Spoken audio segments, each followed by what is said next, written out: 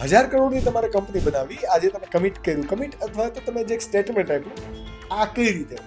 5-10 साल बाद का सोचें हाँ, तो कहाँ हो गया आप? मिनिमम 1,000-2,000 करोड़ तो જ્યારે નમિતા તમને કહે છે કે ભાઈ આપ અકેલે ઇન્સાન હો, ये सब कुछ कर कैसे लेता हो, ત્યારે મારા જ એક ફ્રેન્ડ છે engineer and we laugh so hard.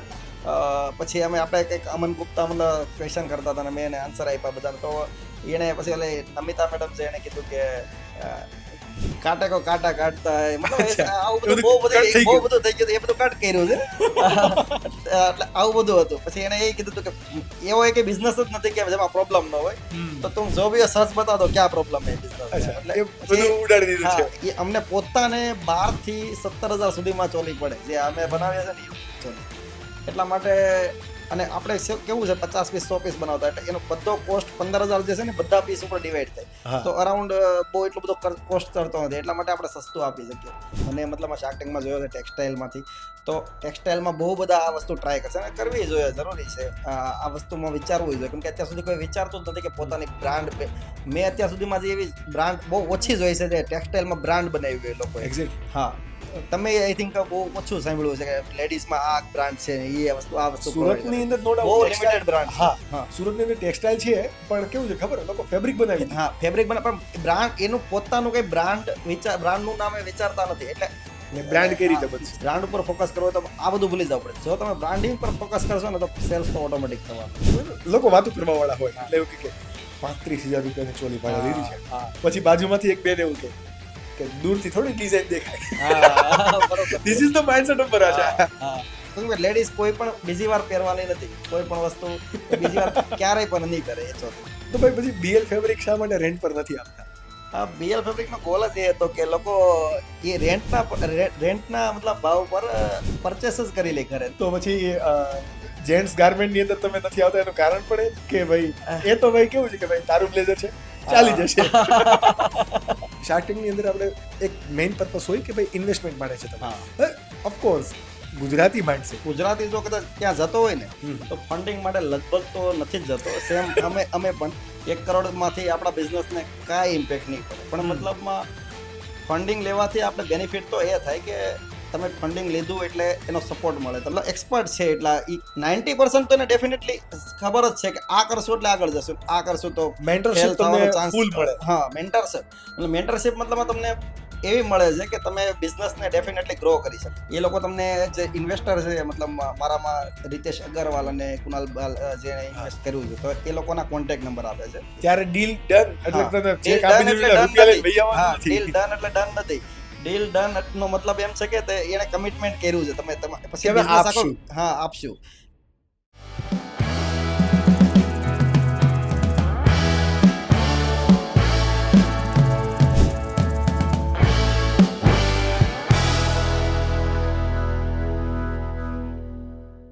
So let's welcome Mr. Mayur Gediya from the BL Fabric. મયુરભાઈ, તમારું ખૂબ ખૂબ સ્વાગત છે સ્કિલ જોગી શોમાં. Thank you. ઇન જનરલી હું જો વાત કરું તો તમારી જે શાર્ક ટેન્ક ઇન્ડિયાની પીચ હતી એનાથી તો તમે બધાને ઇમ્પ્રેસ કરી દીધા. How is life after shark tank India?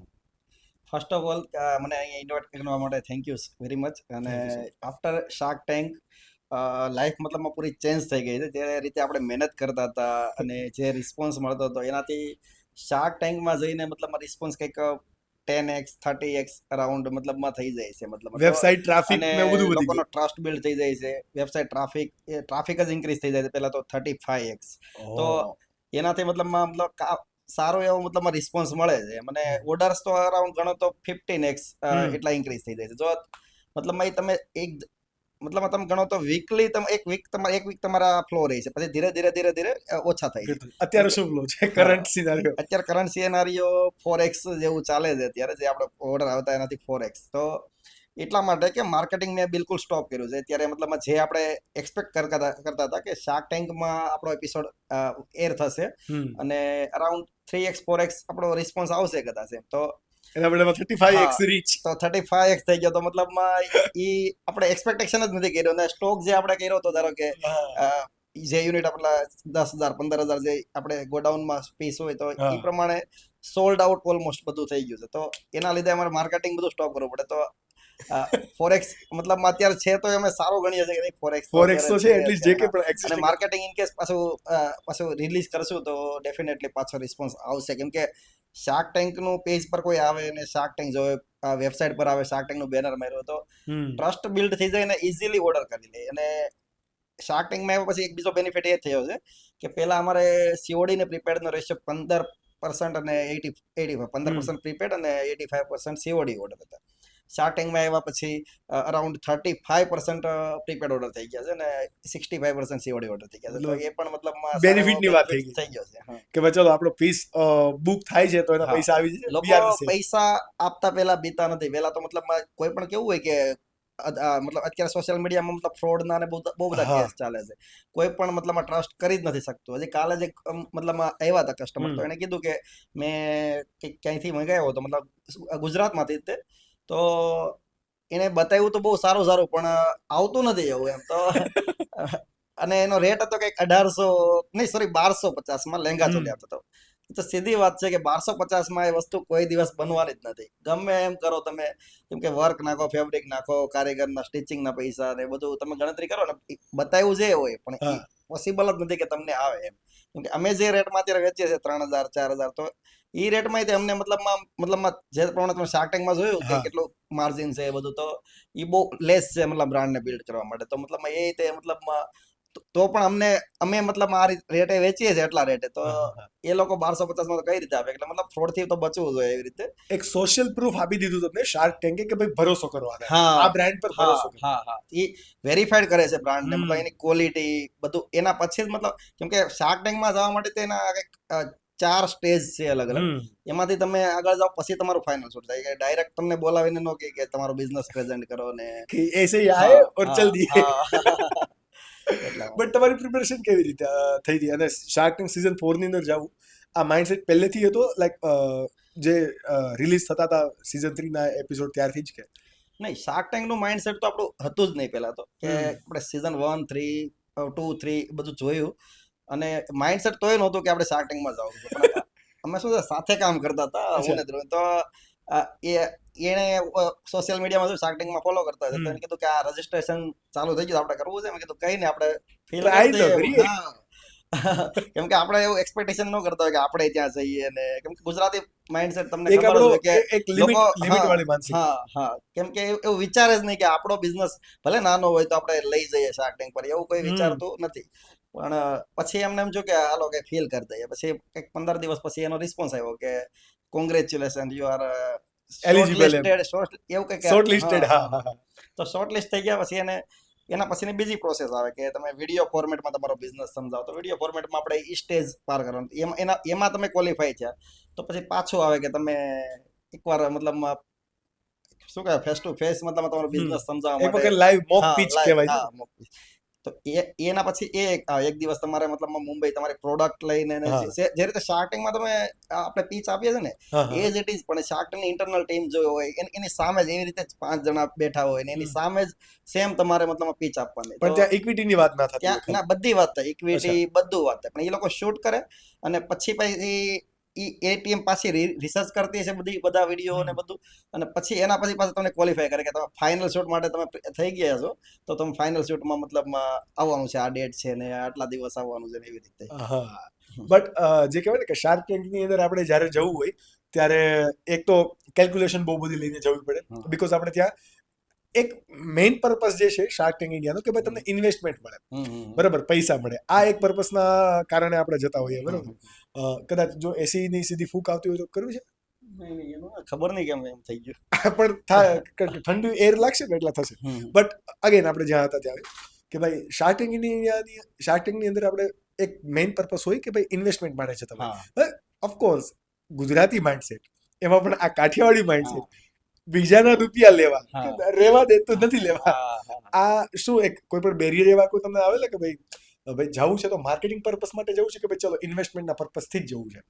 હા એટલે આપણે એમ તમે ગણતરી કરો ને તો આપણે ઓલમોસ્ટ કોઈ પણ માણસ ગુજરાતી જો કદાચ ત્યાં જતો હોય ને તો ફંડિંગ માટે લગભગ તો નથી જ જતો સેમ અમે પણ 1 કરોડમાંથી આપણા બિઝનેસને કાંઈ ઇમ્પેક્ટ નહીં પડે પણ મતલબમાં ફંડિંગ લેવાથી આપણે બેનિફિટ તો એ થાય કે તમે ફંડિંગ લીધું એટલે એનો સપોર્ટ મળે. તમે બિઝનેસમાં આપણે બહુ બધા એક્સપેરિમેન્ટ કરતા હોય. તમે કોઈ પણ બિઝનેસ કરો છો તો આપણે આ વસ્તુ આ જે એપ્લાય કરવી છે આ પ્રોડક્ટમાં આ વસ્તુ, તો કસ્ટમરને શું ફીડબેક આવશે, પેલા ફીડબેક લઈએ, નેગેટિવ આવે પોઝિટિવ આવે તો આગળ વધીએ, નેગેટિવ આવે તો સાઈડ કરીએ. એક્સપેરિમેન્ટ બહુ બધા તમારે કરવા પડે. તો આમાં શું છે કે એ લોકોને મતલબ એક્સપર્ટ છે એટલા ઈ કોમર્સ બધામાં. કોર્પોરેટ વર્લ્ડ થી એ લોકો ખૂબ વાકેફ છે, હા, એને બિલ્ડ કરેલું છે એવું. હા, એને બધો આઈડિયા છે કે આ કરવું જોઈએ. અને બધો એટલે કે 90% તો એને ડેફિનેટલી ખબર જ છે કે આ કરશું એટલે આગળ જશું, આ કરશું તો મેન્ટરશિપ તમને ફૂલ મળે. હા, મેન્ટરશિપ એટલે મેન્ટરશિપ મતલબ તમને એવી મળે છે કે તમે બિઝનેસને ડેફિનેટલી ગ્રો કરી શકો. એટલા માટે ઇક્વિટી લેવી જરૂરી છે. એટલા માટે જ મેં ડીલ ત્યાં એક્સેપ્ટ કરી કે મેં ભલે 5% 1 કરોડ માટે, પણ ઇક્વિટી મને તો ઓકે જ લાગે છે, નથી એ પ્રોબ્લેમ નથી. ઇક્વિટી શેર કરવામાં કોઈ પ્રોબ્લેમ, તો જ આપણે બિઝનેસમાં આગળ વધી શકીએ. પણ મેન વસ્તુ એ છે કે મતલબમાં આપણે આ લીધું હોય ફંડિંગ તો મેન્ટરશિપ સારી એવી મળે છે. એ લોકો આપણા બિઝનેસમાં ઇન્ટરેસ્ટ લે છે અને આપણે શાર્ક ટેન્કમાં ગયા પછી હજી તો ફંડિંગની વાત મતલબમાં પ્રોસેસ બધી ચાલે છે, તો પણ એને મને બહુ બધા સપોર્ટ કરી દીધા છે. અરાઉન્ડ 7-8 એવી ગાઈડન્સ આપી દીધું છે કે મતલબમાં આપણને એમ થાય કે બિઝનેસ 1000 કરોડ નહીં 10,000 કરોડ સુધી પહોંચાડવા માટે પણ આપણને મતલબ કોઈ રોકી ના શકે. ઇન જનરલી શાર્ક ટેન્કની અંદર જ્યારે ડીલ થઈ જતી હોય ત્યાં સુધી ઘણા બધા પોડકાસ્ટની અંદર વાત પણ થઈ છે. મારે તમારી પાસેથી એ સમજવું છે, જે તમે હમણાં મને કીધું કે ભાઈ હજી પ્રોસેસ ચાલે છે, ઇન્વેસ્ટમેન્ટની આ બધી ચાલે છે, નો ડાઉટ તમને ચેક આપી દી ત્યાં, બરાબર, પછીની શું પ્રોસેસ હોય ને બેક ધ સ્ટેજ, એ મારે સમજવું છે. થાય શું સ્ટેપ બાય સ્ટેપ, જો તમે એને એલેબોરેટ કરી શકો. હા, ડેફિનેટલી. શાર્ક ટેન્કની ડીલ થઈ જાય પછી આપણે એની ઇન્ટરનલ ટીમ જે હોય છે, જે મતલબ હેન્ડલ કરે છે શાર્ક ટેન્ક આખું, તો એ લોકો તમને જે ઇન્વેસ્ટર છે, મતલબ મારામાં રીતેશ અગરવાલ અને કુનાલ બાલ જે ઇન્વેસ્ટ કર્યું છે, તો એ લોકોના કોન્ટેક્ટ નંબર આપે છે. મતલબ એના આસિસ્ટન્ટના કોન્ટેક્ટ નંબર આપે છે. તો આપણે કોઈ પણ વાત કરવી હોય તો આસિસ્ટન્ટને કહી શકીએ. પછી આપણે ફંડિંગની કોઈ પણ વાત કરવાની તો એના સાથે મતલબ ડાયરેક્ટ વાત કરવાની. પછી એના પછી મેં મેસેજ ડ્રોપ કર્યા હતા. આઈ થિંક રીતેશ અગરવાલની જે મતલબ એના નંબર આપ્યા હતા, એની સાથે કોન્ટેક્ટ કર્યા હતા. કુનાલ બાલની ટીમની સાથે મેં કોન્ટેક્ટ નહોતા કર્યા. મેં કીધું મેં એવું વિચાર્યું હતું કે પેલા એકની સાથે ડીલ કન્ફર્મ થઈ જાય પછી બીજાની સાથે ડીલ આપણે કરશું, બરોબર. હા, તો પણ કુનાલ બાલની ટીમ તરફથી સામેથી રિસ્પોન્સ આવ્યો હતો કે મતલબ તમે તમારો શું કેવી રીતે બિઝનેસ સમજવો છે એટલા માટે કોલ કરવો છે. કઈ વાંધો નહીં, કોલ કરો. અને પછી મેં આખો બિઝનેસ એક્સપ્લેન કર્યો. પછી એના પછીની મતલબ આખી પ્રોસેસ છે કે એમનેમ કોઈ લોકો તમને ફંડિંગ નહીં કરી દે. ત્યારે ડીલ ડન એટલે ચેક આપી દીધું, ડીલ ડન એટલે ડન નથી. ડીલ ડન નો મતલબ એમ છે કે એને કમિટમેન્ટ કર્યું છે તમે પછી બિઝનેસ આખો આપશું. બિઝનેસ તમારો આખો વેરીફાઈડ કરે કે સમજી લો કે આ બિઝનેસ જે બોલ્યા છો તમે એ પાછું રિયલ છે નથી, ડોક્યુમેન્ટ જોવે. પછી એ તમે જે કસ્ટમરને ઓર્ડર્સ તમે પ્રીપેડ મતલબ ફૂલફિલમેન્ટ કર્યા છે, તો એ ઓર્ડર છે, એ ઓર્ડર એ કસ્ટમરને કોલ કરે કે તમારો મતલબ તમે જે એક્સપિરિયન્સ કેવો હતો તમારો, આ બ્રાન્ડમાંથી આ પરચેસ કર્યું હતું તો આ એક્સપિરિયન્સ કેવો હતો. પછી એવી રીતે મતલબમાં રેન્ડમ કોલ કરે. આપણા કસ્ટમરનો ડેટા એ મંગાવે. રેન્ડમ મતલબ પૂરેપૂરો ડેટા તો શેર કરવાનું નહીં કહે, કેમ કે એ લોકોએ હજી ફંડિંગ કર્યું ન હોય, પણ અરાઉન્ડ મતલબ 200-300 લોકોનો ડેટા આપણે શેર કરવાનો. કે પછી એમાંથી રેન્ડમ કોલ કરે, કસ્ટમરનો એક્સપિરિયન્સ લે અને પછી આગળ મતલબ એકવાર વિઝિટ કરશે, પછી આપણને એ ફંડિંગ આપશે. એટલે આ આખી પ્રોસેસ છે. એટલે એ પ્રોસેસ તો હું તો એમ કહું છું કે પ્રોસેસ થવી જોઈએ, કેમ કે બિઝનેસને કસ્ટમરનો ડેટા વગર તો કોઈ ફંડિંગ કરે એ યોગ્ય નથી. આપણા કસ્ટમરને પછી ફંડ આપવું જોઈએ. આપણે કસ્ટમરને કેવી સર્વિસ આપી છે એને જાણવું બહુ જરૂરી છે. એટલા માટે તો એ પ્રોસેસ બહુ જરૂરી છે. ડેફિનેટલી. તમારી સાથેની આ પ્રોસેસ અત્યારે ક્યાં પહોંચી કે ફંડ આવી ગયું, એ લોકોની મેન્ટરશિપ તો હમણાં કીધું, ઘણી ગાઈડલાઇન્સ તો મળવા જ મળી છે. હા, ગાઈડલાઇન્સ તો ઓલરેડી એ લોકો આપે છે. એ એવું નથી જોતા કે આપણે ફંડ કર્યું છે તો જ એને આપણે ગાઈડ હેલ્પ કરે છે. એ હેલ્પ કરવામાં જ માને છે. જે ટીમ છે ને, એવું નથી કે આપણે ફંડ આપે ને તમને હેલ્પ કરે, એવું નથી. કેમ કે તમે શાર્ક ટેન્કમાં જોતા હશો કે કોઈ આઈ થિંક રીતેશ અગરવાલ, મેં હમણાં એક એપિસોડ જોયો હતો તો એને કોઈ ફંડ નથી કર્યું, પણ એને કીધું કે મારો કોન્ટેક્ટ નંબર તમને આપી દઉં છું, તમે કાંઈ પણ નીડ હોય તો તમે મને કોલ કરજો. પર્સનલ નંબર એને શેર કરે. લગભગ એ એમાં બહુ માને છે. એ લોકો ફંડિંગમાં એટલું બધું નથી માનતા કે ફંડિંગ કરીએ ને આપણે પ્રોફિટેબલ કરીએ ને એવું બધું બહુ ઓછું છે. પણ એને બિઝનેસ યોગ્ય લાગે ને માણસ યોગ્ય લાગે તો ડેફિનેટલી હેલ્પ તો કરે જ છે બધા. અને મારી પ્રોસેસની વાત કરું તો અત્યારે મેં એને ડેટા શેર કર્યા છે. અત્યારે લોકો ચેક કરતા હશે પ્રોપર, કસ્ટમરને રેન્ડમ ચેક કરતા છે. મતલબ રેન્ડમ એટલે પૂરેપૂરા 200 જણાને કોલ ન કરે, પણ એમાંથી 10-20 જણાને કોલ કરીને જાણતા હશે કે કેવું લાગ્યું. તો પછી આગળ પ્રોસેસ થશે. આ સિવાય તમે ક્યારે ફંડ રેઝ કર્યું જ નહોતું? નહીં, ફંડ આ બૂટ સ્ટેપ જ છે. આપણે ફંડ આપણે ગુજરાતીમાં કેવું છે કે આપણે એક ઘરના જ રૂપિયા હોય. આઈ થિંક હું તમને કહું ને તો 90% લોકોને એ આઈડિયા જ હતી કે ફંડ પણ રાઈઝ થાય business Exactly. માટે. હા, Young 10% entrepreneur- લોકો હશે જે આઈઆઈટી કે આઈએમ કે ગમે ત્યાં એજ્યુકેશન લીધું હશે ને એ લોકોને આઈડિયા હશે કે ફંડિંગ હોય, આ વસ્તુ હોય. બાકી મને પણ પોતાને આઈડિયા નહોતો કે ફંડિંગ વસ્તુ હોય કે બિઝનેસમાં ફંડ મળે. આપણે લોન ની ખબર હોય, આપણે ઓડી ની ખબર હોય, સીસી ની ખબર હોય, એ ખબર હોય. બાકી ફંડ ની કોઈને બીજા એન્જલ હા, ઇન્વેસ્ટર હા. યુ વોન્ટ બિલીવ કે બહુ બધા યંગસ્ટર છે શાર્ટિંગ ઇન્ડિયા એવું ને 1 2 3 હા. હવે પછી બધા બધાને લોકોને knowledge- ખબર પડી કે ફંડ રેઝ થાય. હા, થાય. હવે લોકો પોતાના આઈડિયા પર, એટલે તો લોકો કહે છે કે ભાઈ શાર્ક ટેન્ક ઇન્ડિયાએ બીજું કર્યું ના કર્યું, હા, યંગ જનરેશનને જે ઇન્ફ્લુઅન્સ કરવાની હા. હતી એમાં પણ જે ગ્રોથ માઇન્ડસેટ ધરાવતા હતા હા, એ લોકોને બહુ જબરું ઇન્ફ્લુઅન્સ કર્યું છે. હા, અને હવે એ લોકોને આઈડિયા આવી ગયો કે ભાઈ આપણે પ્રોડક્ટ બનાવો, પ્રોટોટાઇપ ક્રિએટ કરો, હા. ફંડ તો આપણે નહીં, શાર્ક ટેન્ક ઇન્ડિયા નહીં તો બીજા કોઈ ઇન્વેસ્ટર મળી જશે. એક્ઝેક્ટલી હા, કોઈક ને કોઈક મળી જ જશે. હા, બટ ઇન્વેસ્ટર જ્યારે આપણે લાવતા હોઈએ ત્યારે ઇન્વેસ્ટર ઓબ્વિયસલી આપણો ધંધો મોટો કરવા તો નથી જ આવતા, હા, એના પૈસા 5x 10x 30x હા, કરવા હા, માટે જ આવે છે, હા. રાઈટ? એટલે જો કોઈ પણ વ્યક્તિ આમાં ઇન્વેસ્ટર એઝ અ ઇન્વેસ્ટર કોઈ વ્યક્તિને એડ કરે છે તો એમને એક્ઝિટના રસ્તા પણ દેવા જોઈએ. હા. શાર્ક ટેન્ક ઇન્ડિયાના એક એમ જ કોઈક આવેલું, એમને બહુ મસ્ત કીધેલું એક સેન્ટેન્સ કે ભાઈ કોઈક શાર્કે એમને પૂછ્યું કે ભાઈ આપ હमें एग्जिट कैसे, लगभग पीयूष જ પૂછ્યું હા, કે આપ हमें एग्जिट कैसे હા, देंगे, कि હા. मैं एग्जिट के बारे में सोचा ही नहीं है. હા. મેં આઈ થિંક જોયેલું છે ડેફિનેટલી કે કોઈ પૂછ્યું હતું કે મારે એક્ઝિટ લેવું, હા. કા પછી नमिता मैडम जैसे हाँ. ऑलमोस्ट કહે છે કે आप मुझे एग्जिट कैसे हाँ. दोगे, हम लोगों को इन्वेस्टर को एग्जिट कैसे दोगे, હમ. પૂછતે ही रहते हैं. મતલબ પૂછ્યા જ કરે છે મતલબમાં કે આ એક્ઝિટ કેવી રીતે મળે એમ કે. હા. એટલે એક્ઝિટ નું એ મતલબ વિચારવું જરૂરી છે. એ લોકો એક્ઝિટ તો ડેફિનેટલી લેવાના જ હોય. સેકન્ડ રાઉન્ડ રાઈઝ કરે ને ત્યારે જ એ લોકો જો એને ઇન્ટરેસ્ટ હોય તો એક્ઝિટ લે. આઈ થિંક કુણાલ બાલ હા. ઈ લોંગ ટર્મ ઇન્વેસ્ટમેન્ટમાં માને છે. તો એ 10-15 વર્ષ તો એ વિચારશે ને એક્ઝિટ માટે.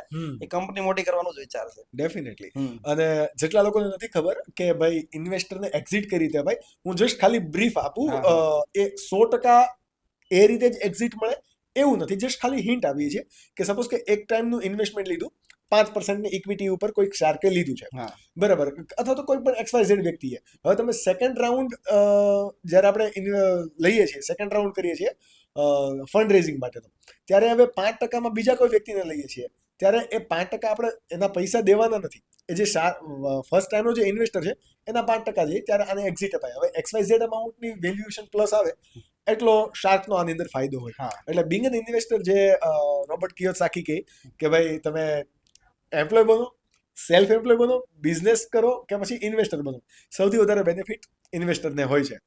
અગેન તમારા માઇન્ડસેટ ઉપર આપણે આવીએ, બરાબર. ઇન્વેસ્ટર મળી ગયા છે, નો ડાઉટ હેલ્પ પણ થઈ જશે. તમારો બિઝનેસ એનાથી પણ બહુ મોટો છે. હમણાં તે પ્રમાણે જે પ્રમાણે તમે મને કીધું કે ભાઈ 1-8 કરોડથી આપણા બિઝનેસમાં કઈ ફરક નથી પડતો. હા. 17 કરોડનું ઓલરેડી તમે જે પ્રમાણે હા. ટીવી શોની અંદર કીધું હા. એ પ્રકારનું મતલબ સેલ્સનો તમારી પાસે છે જ. હા. એમાં પણ હવે 35x હા. આ જે કંઈ પણ બધું મેનેજ તમારે કરવાનું, બરાબર, તો આ બધી વસ્તુ થશે. 1000 કરોડની તમારે કંપની બનાવી, આજે તમે કમિટ અથવા તો તમે જે સ્ટેટમેન્ટ આપ્યું, આ કઈ રીતે? કારણ કે ગુજરાતની અંદર ફંડ રેઝ કર્યા વગર આવડું સપનું જોવું હા. એ ગુજરાતીઓ જોઈ શકે. શાર્ક ટેન્કમાં ગયા ત્યાં સુધી તો મતલબ આપણો વિચાર એવો જ હતો કે 500 કરોડની કંપની બનાવશું, 300-400 કરોડની.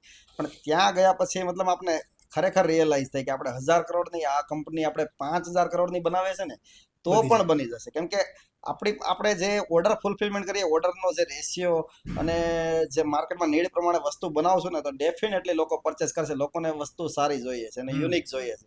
જો તમે પ્રોવાઈડ કરશો તો એ, અને આપણી પાસે અત્યારે એક જ કેટેગરી છે, લેંગા ચોલી. કેમ કે એક જ કેટેગરીમાં ફોકસ કર્યું છે, એટલા માટે આપણે બીજી કેટેગરીમાં અત્યારે કામ નથી કરતા. પણ જેથી આપણે આમાં ગ્રોથ કરવો હશે, ધારો કે આમાં ફોર એક્ઝામ્પલ આપણે સમજી લઈએ કે આ કેટેગરીમાં આપણે 200 CR નું મતલબ સેલ કરશું, તો બીજી કેટેગરી એડ કરશો એટલે 100 CR નું રેવન્યુ જનરેટ કરવામાં ટાઈમ નહીં લાગે. ને 100 CR નું રેવન્યુ જનરેટ થાય તો એ કંપની 500 CR ની મતલબ તો બની જ જાય. Being a founder and CEO of your company BL fabric, બે વસ્તુ હોય. તમને એક તો ડિઝાઇન અને ક્રિએટિવિટી બાબતે પણ મજા આવે, અને એક બીજું હોય આ આંકડાકીય ગણતરી. કારણ કે હું તમને પહેલેથી નોટિસ કરું છું, તમે 15%, 85%, બરોબર, 65%, 35%, આ બધા આંકડાની જે ગેમ રમો છો, इंजीनियरिंग है क्या भाई હા जुगाड़ में बना देते हैं એ બધું કામમાં તો આવે જ છે મતલબમાં કે અને એના એ વિચાર્યા વગર તો તમે આગળ પણ નહીં જઈ શકો.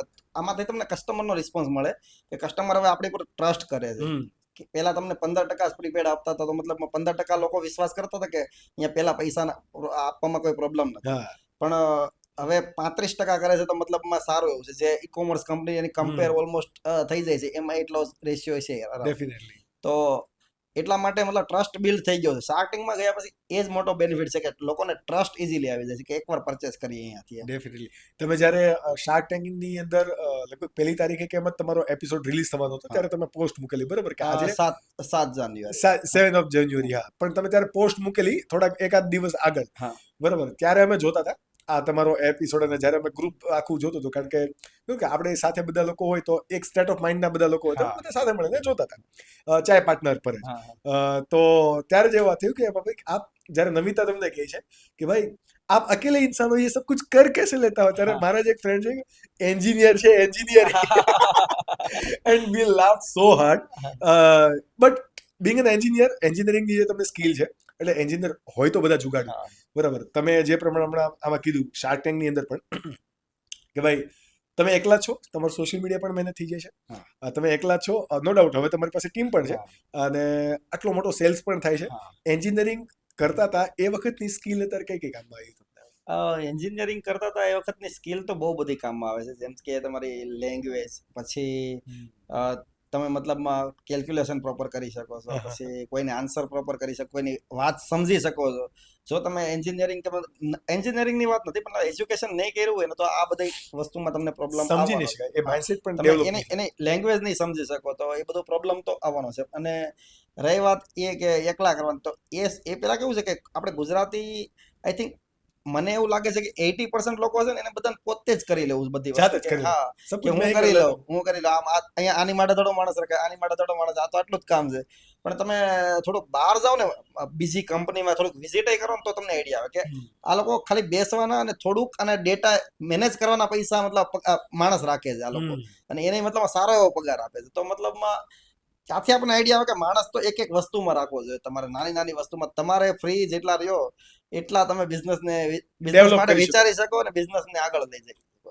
ને અત્યાર સુધી નોલેજ ન હોય એટલે આપણે બધું સોશિયલ મીડિયા ને બધું પોતે જ હેન્ડલ કરતા હોય એટલે એ મતલબમાં એ બધું પ્રોબ્લેમ હોય. અને શાર્ક ટેન્ક ઇન્ડિયાની અંદર આ વાત થઈ પણ ખરી હા એ બધી વાત થઈ હતી કે એ તો બધું શું છે કટ થઈ જાય. 1.5 કલાકનો શોટ હોય અને 20 મિનિટમાં સેટ કર્યું હોય તો તમારી પીચ તમારી જે કે પણ તમે ઉભા રહીને જે ડિસ્કશન કરો છો અરાઉન્ડ 1.5 કલાક જેટલું ચાલે હા 1.5 કલાક જેવું ચાલે અને એમાંથી 20 મિનિટ એને સેટ કરીને લીધી છે. મતલબ આમાં બહુ બધું હતું. પછી આપણે કંઈક અમન ગુપ્તા મતલબ ક્વેશ્ચન કરતા હતા અને મેં એને આન્સર આપ્યા બધાને. તો એને પછી ઓલે નમિતા મેડમ છે એને કીધું કે કાંટા કો કાંટા કાઢતા હે મતલબ આવું બધું બહુ બધું થઈ ગયું. એ બધું કટ કર્યું છે એટલે આવું બધું હતું. પછી એને એ કીધું હતું કે એવો એક બિઝનેસ જ નથી કે જેમાં પ્રોબ્લેમ ન હોય તો તું જો ભી સચ બતા દો ક્યાં પ્રોબ્લેમ હે બિઝનેસ એટલે એ બધું ઉડાડી દીધું છે એ બધું કાપી નાખ્યું છે. કેમ કે પછી મેં એને આન્સર આપ્યો કે પ્રોબ્લેમ તો મને નથી દેખાતો કેમ કે પ્રોબ્લેમ તો અત્યારે છે જ નહીં. આ છે વન મેન આર્મીનો પ્રોબ્લેમ છે પણ એ હું સોલ્વ કરી દઈશ. એટલે આ બધી વાત થઈ હતી. તો વન મેન આર્મી વાળું એટલું લીધું છે થોડું ઘણું ને પછી પાછળનું એટલે એ લોકો તો શું ટીઆરપી જેવી બને સારી બને અને એટલું જ એ પ્રમાણે કોન્ટેન્ટ એ પ્રમાણે જ લેવા આપણા પોડકાસ્ટ જેવું થોડું હોય તો બધું જ મૂકી દે. 5 શાર્ક છે 5 શાર્ક ની અંદર તમે પર્સનલી તમે મળ્યા છો. હુ ઇઝ મોસ્ટ પોલાઇટ મતલબ ભાઈ એકદમ આદર્શવાદી હા કેવું એક અમન ગુપ્તા કે હમ ભી બતા લેંગે એ દિલ્હી વાળી વાત આવી જાય. પોલાઇટ ની વાત કરો તો હિતેશ અગ્રવાલ છે મતલબ એકદમ ડાઉન ટુ અર્થ માણસ છે. મતલબ તમને એને મળો એટલે તમને ફીલ જ નહીં થાય કે આની પાસે જે બિલ્ડ કર્યું છે એ આ પોતે આ માણસ કરેલું છે. કેમ કે એટલો ડાઉન ટુ અર્થ માણસ છે એટલે મતલબ આમ લગભગ ફીલ થાય કે આપણે સરખા છે. લગભગ મેજોરિટી લોકોનો ફેવરિટ શાર્ક પણ અત્યારે એ જ છે. અને કદાચ આપણે એમની ઇન્સ્ટાગ્રામ રીલ જોઈએ ને ફીડ જોઈએ તો એ મોસ્ટલી સ્પિરિચ્યુઅલ પ્લેસીસ પર જઈને ત્યાં કવર કરે એટલે લાઈક સુપર અમેઝિંગ પર્સન. અમન ગુપ્તા સાથેનો કેવો સંબંધ મતલબ કેવું રહ્યું? અમન ગુપ્તા મતલબ સાથે બહુ બધી વાત થઈ હતી જ્યારે મતલબ આપણે રીલ્સ બતાવતા હતા કે આટલા વ્યૂઝ ને ત્યારે મતલબ બહુ નજીકથી મતલબ વાત થઈ હતી. તો એ એક્ઝેક્ટલી મતલબ અત્યારે તો બહુ યાદ ન હોય કે આપણે કેવી કેવી વાત હા. કરી કેમ કે એ બધું રેન્ડમ આપણે યાદ કરીને તો યાદ ક્યાંય પણ ના ગયા ન રાખીએ હોય. ને એક હા કે ભાઈ પેલી એ મુમેન્ટ હોય કે ભાઈ હા ઇઝ ઇટ રિયલ હા આના જેવું પણ એ જે દેખાય છે ને એના કરતા મતલબમાં રિયલમાં મતલબમાં અલગ દેખાય છે મતલબ આમ એનર્જી સારી છે એની કે આમ મતલબમાં જજ કરી લે તરત કે કયા માણસનું કેવું કામ છે શું છે એ બધું. ડેફિનેટલી વન મેન આર્મી તરીકે તમારી નો ડાઉટ તમે શાર્ક ટેન્કની અંદર કીધું બરાબર. અત્યારે કઈ રીતનું તમે વર્ક ડિવાઈડ કરી દીધું ઓલરેડી? અત્યારે તો મતલબમાં પૂરું વર્ક ડિવાઈડ કરી દીધું છે કે અત્યારે ઓલમોસ્ટ કામ ઘણો તો મતલબ બહુ ઓછું કામ કરું છું અને બાકી બિઝનેસનું વિચારું છું કે આને આગળ કેવી રીતે શું ચેન્જીસ કરવા જોઈએ કેવી ડિઝાઇન ઉપર વધારે ફોકસ છે કે હવે આપણે આઈડિયા જ છે કે ડિઝાઇન ઉપર જ આપણો પ્રોડક્ટ ચાલવાની છે. ડિઝાઇન સારી હશે તો જ ઓડિયન્સને તમારી પ્રોડક્ટમાં ઇન્ટરેસ્ટ રહેવાનો છે. તો એટલા માટે ડિઝાઇન ઉપર પૂરેપૂરું ફોકસ કરી દીધું છે. એની માટે ડિઝાઇનર રાખ્યા છે આપણે, ડિઝાઇનર ને સ્કેચર્સ ને બધું મતલબ આપણી ટીમ જ છે આખી. હવે આપણે ખાલી કોન્ટેન્ટ ક્રિએટ હા કરવાનું છે. આપણે ખાલી કોન્સેપ્ટ આપવાનો છે કે આવું બનાવવું છે, આવું બનાવવું છે બસ. જ્યારે તમે વન મેન આર્મી હતા ત્યારે બધું જ તમે કરતા હતા. સૌથી નહીં એ ડિઝાઇનરની ટીમ ને તો બધું હતું જ મારી પાસે પણ મતલબ કન્ટેન્ટ ઉપર કન્ટેન્ટ આપણે કન્ટેન્ટ ઉપર ડેફિનેટલી આવડી મોટી કંપનીને આટલું મોટું સેલ જો લઈને આવવું હોય, તમે 6500 પ્લસ કસ્ટમર તમે જ્યારે કીધા હતા તો એ એક વ્યક્તિ તો પોસિબલ છે જ નહીં. બટ આ સમય દરમિયાન પણ કારણ કે 20 થી 25 કન્ટેન્ટ યુટ્યુબ પર અપલોડ કરવા, ઇન્સ્ટાગ્રામ પર અપલોડ કરવા, આ એક કમ્યુનિટી બિલ્ડ કરવી, અને જ્યારે કમ્યુનિટી બિલ્ડ કરતા હોય જ્યારે આપણે પોડકાસ્ટ પહેલા વાત થઈ કે અમુક વિડીયો ચાલે, અમુક વિડીયો બહુ લોજિકલી વિચારી હોય એ ના ચાલે, તો એના અપ્સ એન્ડ ડાઉન્સને મેનેજ કરીને ટાઈમ મેનેજ કરવો હાઉ ક્રિટિકલ કે ભાઈ ટાઈમ કઈ રીતે મેનેજ કરતા તમે? ટાઈમ મેનેજ કરો એટલે પેલા કે આપણે બિઝનેસ જ્યારે સ્ટાર્ટ કર્યો ને ત્યારે આપણે બધો ટાઈમ આપણે બિઝનેસમાં જ આપતા હોય કેમ કે 100%. હા 100%. એટલે ટાઈમ મેનેજ કરવાનું તો કઈ આવે જ નહીં કેમ કે ઓલમોસ્ટ બિઝનેસનું જ વિચારતા હોય, માઇન્ડમાં બિઝનેસનું જ ચાલતું હોય. મતલબ શરૂઆતમાં તમે જ્યારે બિઝનેસ કરો ને ત્યારે 1-2 વર્ષ તો તમારે એ જ ચાલે કે બિઝનેસ બીજું બહારનું બધું જ કઈ યાદ જ ન હોય, કઈ શું થાય છે એ નહીં ખબર હોય, કાંઈ નહીં ખબર હોય. એટલે ત્યારે જ મતલબ કોઈ પણ બિઝનેસ કરવો હોય ને તો એ એક તો બહુ જરૂરી વસ્તુ છે કે બિઝનેસ સિવાય એનો બીજો વિચાર આવે ને તો મતલબમાં ઝડપથી બિઝનેસ ગ્રો કરવો ને બહુ ડિફિકલ્ટ વસ્તુ છે. જો એને બીજી બધી એન્ટરટેનમેન્ટમાં ધ્યાન હોય કે મતલબ કઈક મોજ શોખના કોઈ પણ સમય જતો હોય તો મોજ શોખમાં તો એને બિઝનેસ ગ્રો કરવો બહુ ડિફિકલ્ટ કેમ કે ફોકસ નો રહે ને એક વસ્તુ ઉપર કે કેવી રીતે ગ્રો કરવો, શું કરવું. એટલા માટે તમે તમારા ભાઈની સાથે પેલા વર્ક કરતા હતા કાઇન્ડ ઓફ ગાર્મેન્ટ વર્કની અંદર બરાબર, અને પછી તમે તમારું પોતાનું કર્યું રાઈટ. એ જે તમે વર્ક કર્યું તમારા ભાઈ સાથે અને એમાંથી તમારી શું કી લર્નિંગ હતી? બીકોઝ આ કન્વર્ઝેશનથી હું લોકોને જે કંઈ પણ આપણા લિસનર છે એને એ જ ખાલી કહેવા માંગુ છું કે ભાઈ એવરી એક્સપિરિયન્સ આર સ્પેશિયલ અને એ બધી જ લર્નિંગ તમને ક્યાંક ને ક્યાંક લઈ જતી હોય છે. What was your learning from your elder brother business? ત્યાંથી તો આપણે એ જ શીખેલા છે કે કસ્ટમરને આપણે પ્રોડક્ટ ડિલિવર કરતા ને તો મતલબ રિસ્પોન્સ આપતા કે આ કે આવું છે, આવું છે, આવું છે, સ્ટિચિંગ ખરાબ છે કે વર્ક ખરાબ છે, હાઈટ ઓછી છે, વધારે છે, આ સાઈઝ નથી થતી ને આ થાય છે. તો એવા બધા મતલબ બહુ બધા ક્વેરી હતી તો આપણે ધીરે ધીરે રિઝોલ્વ કરતા હતા કે આવું આપવું જોઈએ કસ્ટમરને, આવી સાઈઝ આપવી જોઈએ, આવો કલર આપવો જોઈએ. તો એનાથી મતલબમાં તમને એ બધું એક્સપિરિયન્સ મળે છે કે કસ્ટમર કઈ વસ્તુથી સેટિસ્ફાઈડ છે. તો કસ્ટમરની ડિમાન્ડ તમને ખબર પડી, ડિમાન્ડ આઈડિયા આવી જાય છે કે આવી આ ડિમાન્ડ છે કસ્ટમર, તો આ તમે ફૂલફિલમેન્ટ કરશો ને તો મતલબ તમારે એટલે એ જે લર્નિંગ હતી ને એ મારા એ ટાઈમ વેસ્ટ આ બિઝનેસમાં નહીં થયો મારે. મતલબ સમજાતું કે આ મતલબ ટાઈમ તમારો એટલો બચી જાય, તમારા જે 2-3 વર્ષ હોય ને એ સીધા જ કટ થઈ જાય, તમે બિઝનેસ ત્યાંથી સ્ટાર્ટ થઈ જાય તમારો. ડેફિનેટલી. સુરતની અંદર જો આપણે સ્પેસિફિકલી વાત કરીએ તો Surat is textile hub city right, અને તમે જે એમ્બ્રોઇડરી વર્ક ને આ જે મતલબ જે કે પણ કાપડ સાથે કરામત કરો છો બરાબર, ફેબ્રિક બધા પાસે છે, everyone has there on fabric અને બધા જ મેન્યુફેક્ચરિંગ કરે છે. બહુ બધું પ્રોડક્શન પણ સુરતની અંદર થાય છે. પણ છતાંય જ્યારે શાર્ક ટેન્ક ઇન્ડિયામાં કોઈક આવે છે જેમ કે ફ્રેન્ચ ક્રાઉન છે, રાજા રાણી છે, તમે ખુદ છો, આ બધા ટેક્સટાઇલ કેટેગરીની અંદરથી આવેલા અને લોકો સમજી ગયા અને લોકો આજે એને જાણે છે. અને શાર્ક ટેન્ક જ એક એવું પ્લેટફોર્મ છે જેના કારણે આપણે અહીંયા બેઠા છીએ બરાબર. નો ડાઉટ મને BL ફેબ્રિક વિશે થોડું ઘણું ખ્યાલ હતો પણ I was not following you બરાબર. પણ જ્યારે ખબર પડી કે ભાઈ સુરતનું કોક આવ્યું એટલે જાણીએ. સુરતની અંદર તમને શું લાગે શું પોટેન્શિયલ છે હજી જે તમે કેટેગરીની અંદર વર્ક કરો છો એ કેટેગરીની અંદર એન્ટરપ્રિનર માટે? પોટેન્શિયલ બહુ બધો છે અને આઈ થિંક બહુ બધા લોકો શીખશે પણ કે આપણે એકવાર મને મતલબ શાર્ક ટેન્કમાં જોયો છે ટેક્સટાઇલમાંથી, તો ટેક્સટાઇલમાં બહુ બધા આ વસ્તુ ટ્રાય કરશે અને કરવી જોઈએ, જરૂરી છે આ વસ્તુમાં વિચારવું જોઈએ, કેમ કે અત્યાર સુધી કોઈ વિચારતું જ નથી કે પોતાની બ્રાન્ડ, મેં અત્યાર સુધીમાં જે એવી બ્રાન્ડ બહુ ઓછી જોઈ છે જે ટેક્સટાઇલમાં બ્રાન્ડ બનાવી હોય લોકોએ. એક્ઝેક્ટલી. હા, તમે આઈ થિંક બહુ ઓછું સાંભળ્યું છે કે લેડીઝમાં આ બ્રાન્ડ છે એ વસ્તુ આ વસ્તુ સુરતની અંદર નો બહુ ડાઉટ લિમિટેડ બ્રાન્ડ છે. હા, સુરતની અંદર ટેક્સટાઇલ છે પણ કેવું છે ખબર, લોકો ફેબ્રિક બનાવી દે. હા, ફેબ્રિક બને પણ બ્રાન્ડ એનું પોતાનું કઈ બ્રાન્ડનું નામ એ વિચારતા નથી. એટલે અમારો તો પહેલેથી એ જ વિચાર હતો કે આપણું નામથી કોઈ આપણી પ્રોડક્ટ લેવું જોઈએ. એટલા માટે અમે નકર એમેઝોન, ફ્લિપકાર્ટ ને મીશો ને એમાં તો સેલ કરતા હતા, પણ એમાં તમને કોઈ ઓળખશે નહીં. વધીને બહુ એવો હાઈ સેલ હશે તો કદાચ લોકો ઓળખશે ને, એવું કંઈક બ્રાન્ડિંગ અલગ કરાવશો તો ઓળખશે. પણ જો આ રીતે કર્યું છે તો લોકો મતલબમાં ઓળખે છે કે BL ફેબ્રિક લહેંગાની બ્રાન્ડ છે એક, મતલબ Definitely. હા ઓળખે છે પછી. અને તમે લોગો સાથે પણ એવી રીતે કંઈક થોડા છેડછાડા કર્યા કે પેલો ગોળ લોગો હતો હા જે અત્યારે કોઈ પણ બ્યુટી સ્ટોરના લોગો હોય છે હા, કાઇન્ડ ઓફ એવો. પછી મને એમ થયું કે આ લોગો બરોબર નથી, આ બધાની સાથે સિમિલર થાય છે, એટલે લોગો ચેન્જીસ કરી દીધો ને સિમ્પલ કરી સિમ્પલ હા. BL ફેબ્રિક હા. પિંક કલર એટલે ફોર ધ હા. લેડીઝ થઈ ગયું. હા અને બહુ સિમ્પ્લિસિટી ની અંદર ઘણી વખત બહુ બધી ક્રિએટિવિટી હોય. હા right. અને પછી એક વખત તમારી બ્રાન્ડ લોકોના નજરે ચડી જાય છે ત્યારે એ બ્રાન્ડ ઓલરેડી હા, બ્રાન્ડ બની જાય છે. બરોબર. પણ આ બ્રાન્ડ બનાવવા માટે તમે ઘણું બધું યુટ્યુબ અને સોશિયલ મીડિયા, ઇન્સ્ટાગ્રામ ઉપર ઘણું બધું કોન્ટેન્ટ ક્રિએટ કર્યું. 2021 આજુબાજુથી તમે કરો છો. તમારો મેં ફર્સ્ટ વિડીયો જોયો આજ સવારે જ્યારે હા. આપણે પોડકાસ્ટ કરવાનું હતું. ભાઈની શરૂઆત ક્યારથી થઈ છે યુટ્યુબ પર, એટલે લાઈક 2 વર્ષ, 2 years ago, 3 years ago, 5 years ago માં છેલ્લો પહેલો એક વિડીયો, અને ત્યાં તમે આખું એક શેર કરો છો. અને મેં અત્યારના રિસેન્ટ તમારા વિડીયો જોયો, તમે ત્યાં પણ થોડીક ડાયવર્સિટી કહેવાય ને કે એવું ના લાગ્યું કે ભાઈ તમારે પ્રોડક્ટ વેચવા માટે તમે વિડીયો બનાવો છો. હા you are just expressing your self હા. કે ભાઈ આવી રીતનું થાય છે, આ વસ્તુ થાય છે, આ વસ્તુ હા, થાય છે. હા. શા માટે સોશિયલ મીડિયાને એઝ અ સેલ્સ પર્સન તમે બનાવ્યું?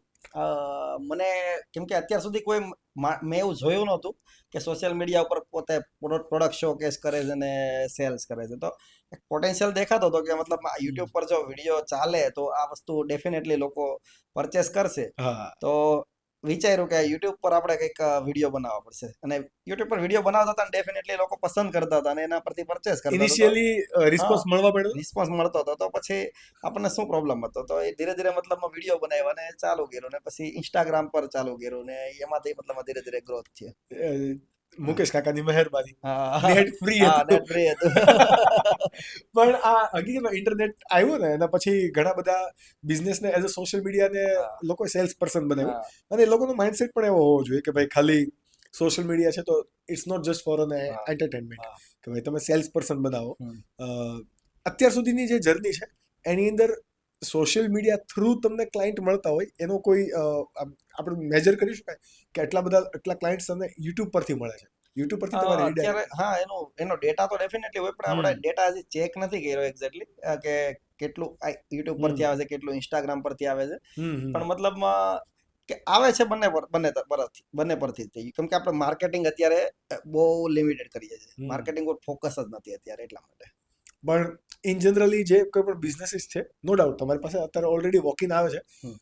માર્કેટિંગ પણ ત્યારે જ કરાવવું જોઈએ જ્યારે તમે તમારા કસ્ટમરની રિક્વાયરમેન્ટને ફૂલફિલ કરી શકો, નહીં તો નેગેટિવ રિસ્પોન્સ હા, આપણને મળે છે નેગેટિવ ને બ્રાન્ડ ડાઉન જાય. બરાબર. સુરતની અંદરથી અજમેરા ફેશન કે જેણે પોતાની એક બ્રાન્ડ બનાવી છે, બરાબર, પોતાના સ્ટોર કરી છે, આવો કોઈ રિટેલ સેગમેન્ટની અંદર આવનારા ભવિષ્યની અંદર BL ફેબ્રિક આવવાનું ખરું? હા, અત્યારે એમ ગણો ને તો શાર્ક ટેન્કમાં આવ્યા પછી મારી પાસે અરાઉન્ડ 50 થી ઉપર લોકોની ઇન્ક્વાયરી આવી ગઈ છે કે મારે પછી રાજસ્થાન હોય, જયપુર હોય, હિમાચલ પ્રદેશ હોય, દિલ્હી હોય, બહુ બધી જગ્યાએથી મતલબ મારે ઇન્ક્વાયરી, બેંગ્લોરથી, પછી એ બહુ બધી જગ્યાએથી ઇન્ક્વાયરી આવી ગઈ છે કે મારે 30 લાખનું બજેટ છે, મારું 50 લાખનું બજેટ છે, મારે ફ્રેન્ચાઇઝી લેવી છે. ફ્રેન્ચાઇઝી માટે બહુ બધી રિક્વાયરમેન્ટ આવી ગઈ. પણ અત્યારે ઓલરેડી કેવું છે કે શાર્ક ટેન્કમાં આવ્યા પછી ઇન્વેન્ટરીનો ઇશ્યુ બહુ આવી ગયો છે કે ઇન્વેન્ટરી નથી આપણી પાસે, ને તો આ અત્યારે વસ્તુ આપણે પ્રોવાઈડ કરી શકીએ નહીં. So this is the challenge કે ભાઈ હા, ઇન્વેન્ટરી challenge ઘટે છે. છે. હા, ઇન્વેન્ટરી ઘટે. તો એટલે અમે એને એમ આન્સર આપીએ છીએ કે આપણે 6 મહિનાથી 1 વર્ષનો ટાઈમ લાગશે, પણ ફ્રેન્ચાઇઝીમાં ડેફિનેટલી તમને પ્રોવાઈડ કરશું. તો અત્યારે ડેટા અને બધું આપણી પાસે હોય છે, પછી કોન્ટેક્ટ કરશું ને એ લોકોને ઇન્ટરેસ્ટ હશે તો ત્યારે મતલબ ફ્રેન્ચાઇઝી લે ન લે, પણ કમિટમેન્ટ આપણે એવું જ કરવાનું છે કે મતલબ ફ્રેન્ચાઇઝી લોસમાં જતું તો ટેક ઓવર જ કરી લેશું એમ. હા. તો સામેવાળા ફ્રેન્ચાઇઝી ઓનરને પણ લોસ ના જાય. ડેફિનેટલી હમ.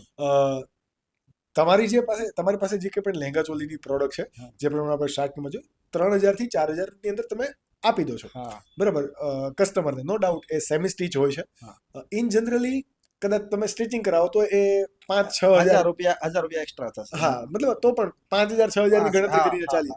સુરતની અંદર જ નહીં, ઓલ ઓવર ગુજરાતની અંદર આપણે જ્યારે કોઈ પણ બ્રાઇડલ કે ભાઈ સાઇડર માટેની ચોલીઓ લેવા જાય છે અથવા તો રેન્ટ પર જાય છે, હા, તો તારે એનું રેન્ટ 5-6,000 રૂપિયા હોય છે, આરામથી.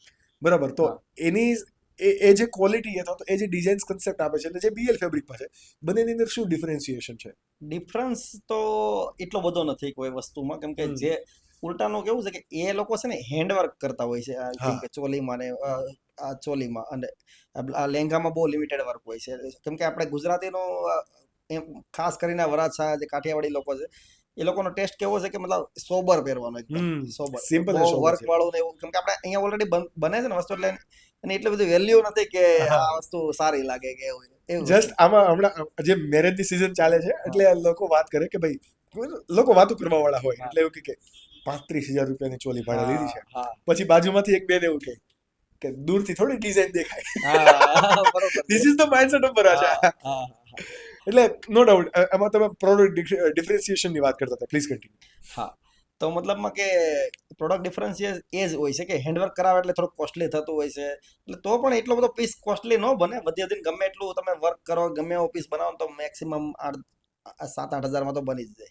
મેં 3 અને થી એ 4 લોકો તો એ જે વસ્તુ બ્રેન્ડ પર મળે છે એમાં તો લહેંગામાં વર્ક પણ નથી આવવાનું, એટલું લિમિટેડ વર્ક આવે છે, તો એમાં તો એટલો કોસ્ટ મને નથી લાગતું કે એટલો કોસ્ટલી બને. પણ એ શું છે, સિંગલ પીસ બનાવતા, 2 પીસ બનાવતા, 5 પીસ બનાવતા ને, એટલે એને કોસ્ટલી જ પડ્યો હોય પીસ, એને 15,000 જ પડ્યો હોય, એટલા માટે રેન્ટ લેવાના જ છે એટલું. ડેફિનેટલી. તો આ જેટલા સુરતની અંદર બ્યુટી કોર્નર છે કે જે રેન્ટ પર ચોલીને આ બધું આપે છે, હા. એના તરફથી એક હું તમને કાઉન્ટર સવાલ પૂછું ખાલી, હા. કે તો ભાઈ પછી BL ફેબ્રિક શા માટે રેન્ટ પર નથી આપતા? આ BL ફેબ્રિકનો ગોલ જ એ હતો કે લોકો એ રેન્ટના મતલબ ભાવ પર પરચેસ જ કરી લે ઘરે, ને અત્યારે કેવું છે કે લોકો લઈ જાય છે ને એ પાછા 2 જગ્યાએ રેન્ટ પર આપે. ઘર ઘરાવ તમે આઈ થિંક અત્યારે જોયું હોય કે કોઈ તમારી પાસે મતલબ ઘરે આપણા કોઈ લેડીઝ ની પાસે ચોલી પડી હોય તો કે અમારી પાસે પડી છે 2,000 રેન્ટ થશે, તો એ રીતે લોકો ઘર અંદર જ. તો 2 વાર રેન્ટ પર આપે એટલે પૈસા નીકળી જાય છે એમાંથી, તો લોકો ઘરની જ લેવાના છે ને, એને 3 વાર આપે તો ઉલટાનો પ્રોફિટ થઈ જાય છે એમાં. ડેફિનેટલી. હા. પણ સુરતની અંદર જ આ વધારે કલ્ચર છે રેન્ટ વાળું. બહાર તો લગભગ પોતાનું કદાચ મેરેજ માટેનું નહીં, હોય. અત્યારે એ આપણને એવું લાગે છે કે યાર બહાર એવો કલ્ચર નથી, પણ અમે કસ્ટમર સાથે ઘણા બધા કસ્ટમર સાથે વાત કરતા હોય ને, તો એ રીતનું ત્યાં પણ ચાલે છે, બહુ બધી કે જગ્યાએ રેન્ટ પર જ ચાલે છે. નહીં, મતલબ ઘરે ફેમિલીમાં મતલબ રેન્ટ પર આપી દે એવી રીતે. અચ્છા, પોતે એક વખત બનાવી લીધેલું હોય અને એને એમાંથી એકવાર લેડીઝ કોઈ પણ બીજી વાર પહેરવાની નથી, કોઈ પણ વસ્તુ એ બીજી વાર ક્યારેય પણ નહીં પહેરે એકચ્યુઅલી. તો પછી જેન્ટ્સ ગાર્મેન્ટ ની અંદર તમે નથી આવતા, એનું કારણ પણ એ જ કે ભાઈ એ તો ભાઈ કેવું છે કે ભાઈ તારું બ્લેઝર છે, ચાલી જશે. જેન્ટ્સ ગાર્મેન્ટમાં વાત એવી છે કે અત્યારે પેલા લેડીઝ મતલબ આ જ ઇન્વેન્ટરીનો એટલો ઇશ્યુ આવે છે ને કે એનું વિચારતા પણ નથી કે જેન્ટ્સ કેટેગરીમાં આપણે જશું. મને ડેફિનેટલી વિચારશું એની માટે પણ. જે તમે શાર્ક ટેન્ક માટે ડિઝાઇન કર્યું હતું તમારું જ ખુદનું ગાર્મેન્ટ, બરોબર? મતલબ એ બીજું બધું તમારું 3,500 રૂપિયામાં પડે છે, તમારું 10,000 રૂપિયામાં કઈ રીતે પડ્યું? શું સ્પેશિયાલિટી શું હતી એમની? વાત એ સ્પેશિયાલિટી એમાં નવી નથી. અમે એક લેંગા ચોલી બનાવીએ ને, આ જે અત્યારે બનાવીએ છીએ, તો અમારે પોતાને એ 15,000માં પડે. અચ્છા, એક બનાવો સિંગલ પીસ બનાવવા પડે. અમે ક્વોન્ટિટી બનાવીએ એટલે રેટ બહુ ડાઉન થઈ જાય, કેમ કે ખર્ચો બહુ લાગે છે, કેમ કે સમજી લો સ્કેચર્સ નો ખર્ચો છે, ડિઝાઇનિંગ નો ખર્ચો છે. એક પીસ તમે બનાવો, મશીનમાં ચડાવો, તો એનું જે તમે કેલ્ક્યુલેશન કરો, કોસ્ટ કેલ્ક્યુલેશન, હા, કોસ્ટ કેલ્ક્યુલેશન કરો તમે, તો મતલબમાં તમને આઈડિયા આવી જ જાય કે એ પણ કોસ્ટલી પડે છે. તો એ અમને પોતાને 12,000 થી 17,000 સુધીમાં ચોલી પડે, જે અમે બનાવીએ છે ને એવડી ચોલી. એટલા માટે, અને આપણે કેવું છે 50 પીસ 100 પીસ બનાવતા, એટલે એનો બધો કોસ્ટ 15,000 જે છે ને બધા પીસ ઉપર ડિવાઈડ થાય, તો અરાઉન્ડ બહુ એટલો બધો કોસ્ટ ચડતો નથી, એટલા માટે આપણે સસ્તું આપી શકીએ. અને પેલું મેં શાર્ક ટેન્કમાં પહેર્યું હતું એ સિંગલ પીસ બનાવ્યો હતો, એટલે એ તો કોસ્ટલી તો થવાનું છે. એ તો હવે સાચવવાનું જ કેમ છે, કે એની સ્પેશિયલ ડિઝાઇન કરી હતી બધું. હવે તો સાચવવાનું જ છે કે ભાઈ શાર્ક ટેન્ક ની અંદર જઈને પેલા સચિન અને કોહલીના જર્સી જેવું થાય કે ભાઈ આની અંદર સદી મારી હતી તો अब इसकी नीलामी होगी. ડેફિનેટલી. બટ અત્યાર સુધીનું જે તમારું હું એવું માનું છું કે આપણી એજ ગ્રુપ ઓલમોસ્ટ સેમ જેવી છે, તો ઘણા લોકો અત્યારે ઊંધા રવાડે પણ ચડે છે, બિઝનેસ પર ફોકસ નથી કરતા. તો આ બધા કારણ કે કદાચ આપણે સ્કૂલના ટાઈમના જ હશે એ લોકો. હા બરાબર કે આપણી સ્કૂલમાં જો આપણે એવું સાંભળીએ કે ભાઈ આપણે આવું કરી દીધું, આ રવાડે ચડી ગયો વગેરે વગેરે, અને આપણે બધા અત્યારે એક સારી પોઝિશન પર છીએ. હા. તમારી સાથે એવી શું ઘટના થઈ સ્કૂલમાં, કોલેજમાં, કે ભાઈ તમારે કોઈ ટ્રેક ભટક્યો જ નહીં અને તમે એક ફોકસથી ચાલતા રહ્યો? અને ફેમિલીનો શું રોલ હતો એ મારે સમજવું છે. હા, ફેમિલીનો મતલબ પહેલેથી જ સપોર્ટ હતો કે મતલબ પહેલેથી આપણે નાના હતા ને ત્યારથી જ એમ કીધા કે તું આ હોશિયાર છે. કોઈ મહેમાન આવે તો કે આ હોશિયાર છે, આ ભણવામાં બહુ હોશિયાર છે, અને આટલા ટકા આવ્યા. એટલા બધા આવતા નહીં કે 70-75% આવતા, પણ ઘરેથી એવી રીતે પાસ થઈ જતા. અને 75% આવ્યા, ક્લાસમાં આટલો નંબર આવ્યો, આ નંબર આવ્યો. એટલે આપણે અંદરથી મોટિવેટ થતા હોય, નાના હોય ને ત્યારથી ધીરે ધીરે મોટિવેટ થતા હોય, એટલે આપણે કામ એમાં વધારે ઇન્ટરેસ્ટ લાગવા મળે કે આપણે કરીએ છીએ તો રેડી જ કરીએ છીએ બધું. કેમ કે પછી કુંધારા વાળે તમે ચડતા હોય ને ગમે એ માણસ, તો એને તે ઊંધું મોટિવેશન મળ્યું હોય કે આ વસ્તુ મતલબ તમે લ્યો તો આવું થશે, આવું થશે, એટલા માટે એમાં એ આગળ વધે છે. અને તમે પોઝિટિવ મોટિવેશન આપો તો એ માણસ એ રીતે આગળ વધે છે. Got it. હવે આપણને સપોઝ કે સમજાવી દીધું છે 75% એટલે આ બે, અહીંયા પણ 75% એ બે પ્રકારના પેરેન્ટ્સ છે. હા કે ભાઈ 75 જ આવ્યા, હા ઓહો 75 આવ્યા છે તો કરી. વાહ 75 એટલે એને મોટિવેશન મળે કે કર્યું છે, સારું કામ કર્યું. ક્લાસમાં ભલે 95% વાળો ભણો, પણ 75% માં એનાથી અંદરથી આપણને એમ થતું કે આપણે કંઈક કરશું, આપણે કંઈક કરવાની કેપેબિલિટી છે આપણી પાસે, કે આપણે આ સારું કામ કરીએ છીએ. એટલા માટે તમને અંદરથી મોટિવેશન હોય ને કે તમે રેડી કરો છો, તમે સારા ટકા લાવો છો, તમે સારું કામ કરો છો, તમે ભણવામાં સારા છો, તો તમે બીજું ગમે ત્યારે કરશો ને તો તમને એમ જ થશે કે હું કરીશ એ સારું જ થશે. અને તમને પહેલેથી એમ કીધું હોય ને કે આટલા ટકા લાવ્યા, તું આમાં આ સબ્જેક્ટમાં કેમ આટલો પેલો છે. કેમ કે હું પહેલેથી ગણતરી કરું તો ઇંગ્લિશમાં મારે 10મું 12મું 35 માર્ક્સ, એથી વધારે ક્યારે આવ્યા જ નથી. હા હા, પણ તો એ મોટિવેશન ના લીધે આપણે કે આપણે ઈ સબ્જેક્ટ આમ કાઢી નાખીએ, કે પછી એમાં ફોકસ કરી કે ઇંગ્લિશ થોડું શીખવું પડશે. કેમ કે લોકો આટલા વખાણ કરે છે તો ઇંગ્લિશ તો નહીં આવડે તો પછી ઉલટાનું ફોકસ વધી જાય. નહીં, એટલે આ એક રીત સાચી પણ છે, સાચી પેરેન્ટિંગ પણ અને આપણે કહી શકાય. બટ જ્યારે આ પોડકાસ્ટ જ્યારે તમારો એપિસોડ લાઈવ થયો પછી જે પેલું હોય ને કે ભાઈ તમે હમણાં કીધું એ પ્રમાણે કે પહેલા 100% ફોકસ જો બિઝનેસમાં હોય, આઈ એમ ડેમ શ્યોર કે કઈ પણ જગ્યાએ જવાનો ટાઈમ ના મળે. અને પછી બધા લોકો આવે કે ભાઈ જો કહેવાય કે હવે તો હું પણ કહીશ કે જો આ ભાઈ જોડે આપણે કર્યું તો પોડકાસ્ટ થઈ ગયું છે. શું ચેન્જ આવ્યો લોકોના બિહેવિયરની અંદર કે જે તમારા નિયર એન્ડ ડિયરમાં છે? ફેમિલીનો શું રિસ્પોન્સ હતો જ્યારે એમણે જ્યારે જોયું? કારણ કે પેરેન્ટ્સ માટે સૌથી વધારે ઇમોશનલ અને પ્રાઉડ મોમેન્ટ બંને એક સાથે હોય કે ભાઈ છોકરાને એક સારા પ્લેટફોર્મ પર જોવું. એટલે ફેમિલીનો તો રિસ્પોન્સ અલગ જ હોય છે. બધાને મતલબ કહે છે કે જો અમે આ છોકરો છે ને શાર્ક ટેન્કમાં આવ્યો હતો, જો આ એપિસોડ કે કોઈ મહેમાન આવ્યો હોય તો એપિસોડ ટીવીમાં ચાલુ કરી દે ને એવું બધું. મતલબ એ લોકોને એક્સાઇટમેન્ટ અલગ હોય કે આપણે ટીવીમાં આવ્યા છે, મતલબ આપણા છોકરો છે એ ટીવીમાં આવ્યો છે. એટલા માટે એવું મતલબ એને કેવું ન હોય ને તો અંદરથી કહેવાય જાય કોઈ પણ કે શાર્ક ટેન્કમાં હમણાં ગયા હતા ને એવી રીતે, મતલબ ગમે એમ. અને પછી ત્યાં આટલા શાર્ક્સ કે જો આપણા તમારે ડેફિનેટલી બહુ પેટ ભરીને વખાણ કર્યા છે. જે રીતે સીઝન 3 ની અંદર મોહિતના અને પ્રિયાના વખાણ થયા હતા, એવી રીતે જ આ વખતે પણ કંઈક સુરતની અંદરથી એ જ કેટેગરીની અંદર ગયું અને એટલા ભરપેટ વખાણ થયા. બરાબર, તો કેમ કે પ્રાઉડ મોમેન્ટ એના માટે એક પેરેન્ટ્સને પણ એમ થાય કે ભાઈ થઈ ગયું, છોકરાને અહીંયા સુધી સેટ કરવો હતો કે થઈ ગયો, પ્રાઉડ ફીલ. એનાથી મોટું કઈ હોતું નથી. અને દરેક જે કે પણ અત્યારે એન્ટરપ્રિનર છે તો એના મગજમાં એ જ હોય કે મારે કંઈક મારા મમ્મી પપ્પા માટે પ્રૂવ કરીને દેખાડવું છે. કોઈ પણ યંગ એન્ટરપ્રિનર કે જે ટેક્સટાઇલ બિઝનેસની અંદર આવવા માંગે છે તો કોઈ પણ બિઝનેસમાં આવવા માંગે છે, તમે એવી શું 3 કે 4 કી લર્નિંગ એને આપી શકો કે ભાઈ આ વસ્તુ કરો, આ વસ્તુ કરો તો બિઝનેસ મોટો થઈ શકે તમારો? એટલે ટેક્સટાઇલ બિઝનેસમાં આવવું હોય તો હા પ્લીઝ પહેલા ટેક્સટાઇલમાં, કારણ કે તમારો એ અંગત વિષય છે, સૌથી વધારે તમે સમજી શકો. ટેક્સટાઇલમાં તો શું છે કે તમારી પાસે તો થોડોક નોલેજેબલ પર્સન જોઈએ ટેક્સટાઇલમાં આવવા માટે. કેમ કે તમે સ્ટાર્ટિંગમાં એન્ટર કરો છો ને ત્યારે તમને કોઈ વસ્તુનું નોલેજ નથી હોતું. પહેલા તો ફેબ્રિક કેવું છે અને સારું છે કે ખરાબ છે, આને કયું ફેબ્રિક કહેવાય, સિન્થેટિક કહેવાય, કોટન કહેવાય, બે મિક્સ છે, બધું તમારે જાણવું બહુ જરૂરી છે. કે ઓડિયન્સને કયું વધારે ફેબ્રિક પસંદ આવે છે, કેવું એ ફેબ્રિક માંગે છે, વધારે લોકો મતલબ વધારે પરચેસ કરે છે.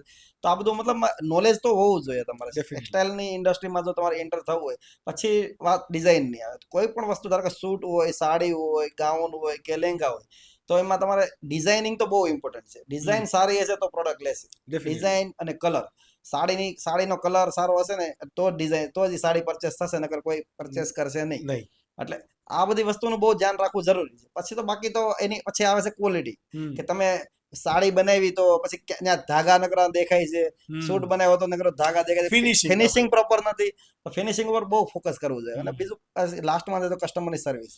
કસ્ટમર તમારી ત્યાંથી એક કસ્ટમર હેરાન થઈને ગયો એટલે તમારો બિઝનેસનો ડાઉનફોલ ચલો સ્ટાર્ટ થઈ ગયો એવું તમારે સમજી લેવાનું. તમારા કસ્ટમરને ક્યારેય સેટિસ્ફેક્શન નહીં આપવાનું. BL ફેબ્રિકની અંદર 100% કસ્ટમર સેટિસ્ફેક્શન 100% સેટિસ્ફેક્શન. અને એ કઈ રીતે થાય?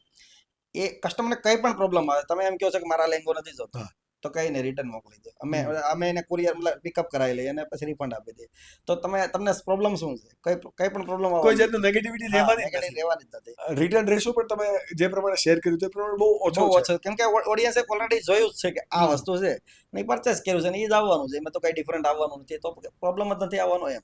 ઇન કેસ તોય કસ્ટમરને કેવું છે કે કસ્ટમરની વેસ્ટ સાઇઝ 44 છે અને આપણે 42 વેબસાઇટ પર મેન્શન નહીં કરેલું છે, પણ તોય પરચેસ કરી લે છે એટલે એને થવાનો જ નથી લેંગો. તો ત્યારે કસ્ટમર કહે કે મને તો આ લેંગો થતો નથી, તો પછી કા કસ્ટમર કેવું કરે કે 2 કળી એક્સ્ટ્રા પરચેસ કરી લે આપણી પાસે, જેનો 250 થી 300 સુધીનો ચાર્જ હોય ડિઝાઇન વાઇઝ, તો 2 કળી એક્સ્ટ્રા પરચેસ કરી લે. જો એને બહુ વધારે ડિઝાઇન ગમતી હોય, વધારે લેંગો ગમતો હોય તો કા પછી રિટર્ન મોકલી દે. બે જ વસ્તુ છે.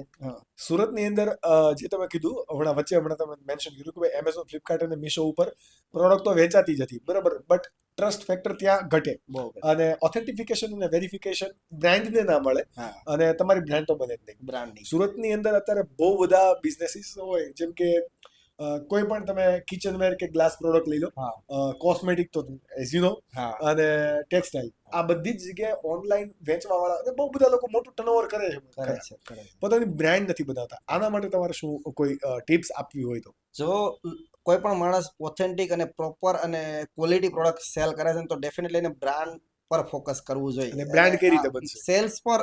જો માણસનું ધ્યાન સેલ્સ પર હશે ને, મતલબ આટલું સેલ કરી દેવું છે, આટલું સેલ કરી દેવું છે, એની ઈ ચક્કરમાં એ બીજા બધા પ્લેટફોર્મ પર પડે છે, બ્રાન્ડ ઉપર ફોકસ નથી થતું. કેમ કે બ્રાન્ડ ઉપર ફોકસ કરવો હોય તો આ બધું ભૂલી જવું પડે. જો તમે બ્રાન્ડિંગ પર ફોકસ કરશો ને તો સેલ્સ તો ઓટોમેટિક થવાનું છે, પૈસા ઓટોમેટિક બધેથી આવવાના છે. એટલા માટે બ્રાન્ડ ઉપર ફોકસ હોવું જોઈએ કે મારે આ નામ અહીંયા લગાવવું છે, અહીંયા લગાવવું. નામથી પ્રોડક્ટ વેચાવી હોય ને, એ એનું ફોકસ હોય ને, તો જ એને ઓટોમેટિક એ રિલેટેડ આઈડિયા પણ આવશે કે આ કર્યું હોય તો આપણી બ્રાન્ડ બને, આ કર્યું હોય તો એ રીતે મતલબ બ્રાન્ડ બને. ઇનિશિયલ ડેઝ ની અંદર, કારણ કે બહુ બધા લોકો એવું પૂછશે પણ ખરા કે ભાઈ બ્રાન્ડ કેટલા દિવસમાં બને, હું તમને એનો એક કાઉન્ટર ક્વેશ્ચન જ આપી દઉં છું કે ભાઈ ઇનિશિયલ ડેઝ ની અંદર BL ફેબ્રિક ની અંદર સેલ્સ કઈ રીતનું હતું ભાઈ, હાઉ વોઝ ધ ચેલેન્જ અને કેટલા હાર્ડ ડેઝ એની અંદર હતા, એ મારે સમજ. ઇનિશિયલ લેવલમાં તો આપણે કાઉન્ટ કરીએ ને તો મતલબ બહુ ઓછા ઓર્ડર આવતા હતા, અને ત્યારે જ અમે બ્રાન્ડિંગ ઉપર એટલું ફોકસ કર્યું હતું કે અમે આ વસ્તુ આપશું, અંદર આ વસ્તુ, આ કાર્ડ નાખશું, આ કરશું. કસ્ટમરની નજરમાં આવે ને એ મતલબ આપણે બ્રાન્ડ નેમ, એ સૌથી વધારે આપણે ફોકસ કર્યું છે. અને બીજું કે કસ્ટમર સેટિસ્ફેક્શન હોય એટલે એ કસ્ટમર 3 જણાને વાત કરે કે અહીંયા mouth publicity is the biggest publicity, બરોબર. એ આપણે એકવાર પરચેસ કર્યું હોય એટલે આપણે રીલ્સ શેર કરે. કોઈને લગન આવતા હોય ને તો એને ખબર હોય ને આના લગન છે, એને પૂછ્યું ન હોય કે મારે લેંગા ચોલી દે, એને ખબર હોય લેંગા ચોલીની જરૂર છે એટલે એને શેર કરી દે છે આ લેંગા ચોલી છે, એટલે ઓટોમેટિક એ લોકો આપણી રીલ્સ જોવા મળશે ને એ પરચેસ કરે એવી રીતે. અને રીલ્સ આપણે જે પ્રમાણે મેન્શન થયું એ પ્રમાણે કે ભાઈ રીલ્સ શેરિંગને કારણે પણ બહુ બધો તમને સેલ્સ મળતો હોય છે, બરોબર. બ્રાન્ડ બનાવવા માટે તમે જે હમણાં વાત કરી કે ભાઈ પેકેજિંગની અંદર અમે કાર્ડ દેવું, મારે થોડું ડિટેલમાં સમજવું છે કે BL ફેબ્રિકનું પેકેજિંગ અને ત્યાં શું માઇક્રો પ્રોસેસ શું છે ને એ મારે સમજવું છે. કારણ કે આ વાતની અંદરથી ઘણા લોકોને ઇન્સ્પિરેશન મળશે કે ભાઈ જેને ખબર જ નથી, કોઈ કન્સલ્ટન્ટ જ નથી પોતાની પાસે, કે હજી એમ જ માને છે કે ભાઈ હું જ કરી લઉં, બરોબર, તો બીજાને પૂછવાય નહીં જાય, તો એને કદાચ ઇનડાયરેક્ટ વેની અંદર હેલ્પ થઈ જાય પ્લીઝ.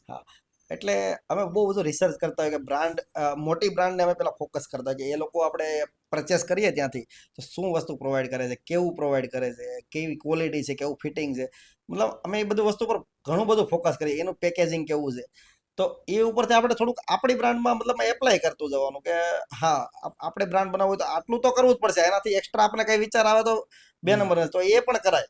મતલબમાં બ્રાન્ડ તો જ બને, મતલબ કે તમે મોટી બ્રાન્ડ થોડીક જોવો તો એ ઉપરથી તમારી બ્રાન્ડમાં તમને આઈડિયા કે આ લોકો આવું આપે છે તો આપણે આપવું જોઈએ.